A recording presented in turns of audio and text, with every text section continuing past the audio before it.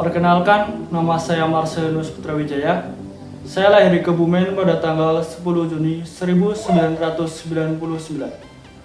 Saat ini saya sedang menempuh pendidikan S1 saya di Universitas Pertamina, Prodi Teknik Perminyakan, angkatan tahun 2017. Jenjang pendidikan saya, saat SMA, saya bersekolah di SMA Negeri 1 Kebumen dari tahun 2015 hingga tahun 2017.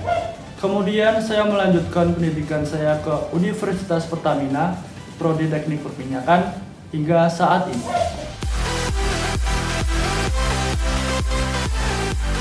Setelah lulus nanti, saya ingin bekerja sebagai production engineer di PHI UNWJ. Saya dapat mengoperasikan salah satu software produksi seperti Prosper, bisa mengetahui hitungannya serta dapat mengetahui parameter sensitivitasnya.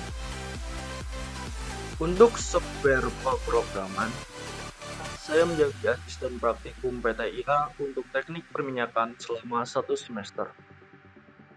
Materi yang saya berikan adalah oktav dasar seperti flowchart dan programming sederhana.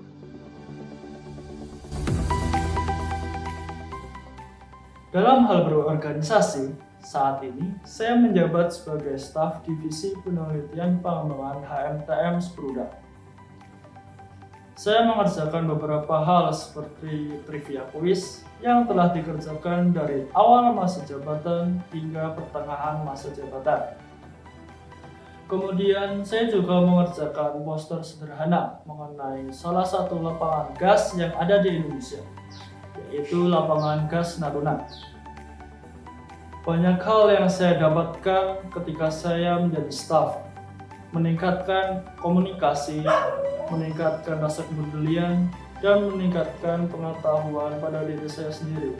Karena saya juga harus mencari referensi maupun paper dari luar negeri maupun Indonesia mengenai dunia perminyakan secara umum maupun teknologi-teknologi yang digunakan pada dunia perminyakan. Untuk menyalurkan hobi saya ketika SD sampai juara 2 kabupaten saat SMP, saya masuk ke UKM Tenas Up dari awal tahun 2017 hingga tahun 2019. Di 2019, saya menjabat sebagai Kepala Koordinator Inventaris yang bertanggung jawab menjaga, merawat, maupun mendata kebutuhan apa saja yang diperlukan oleh anggota tenis lapangan Tenas Up.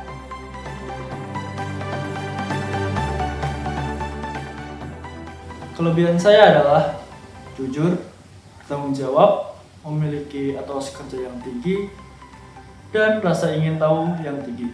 Kemudian kelemahan saya adalah saya tidak dapat fokus terhadap satu hal.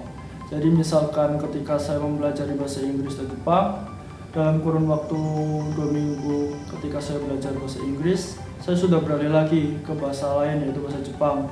Padahal progresnya juga baru sedikit. Hal ini dapat menyebabkan tidak konsisten dan materi yang diterima tidak maksimal. Solusi untuk diri saya sendiri adalah saya harus mengetahui kebutuhan mana yang lebih penting. Misalkan dalam hal ini bahasa Inggris ya. Karena bahasa Inggris dibutuhkan ketika kita memasuki dunia pekerjaan. Baru bahasa yang lain. Selain itu, kita juga harus mencatat goal-goal yang kita lakukan supaya tujuan kita jelas.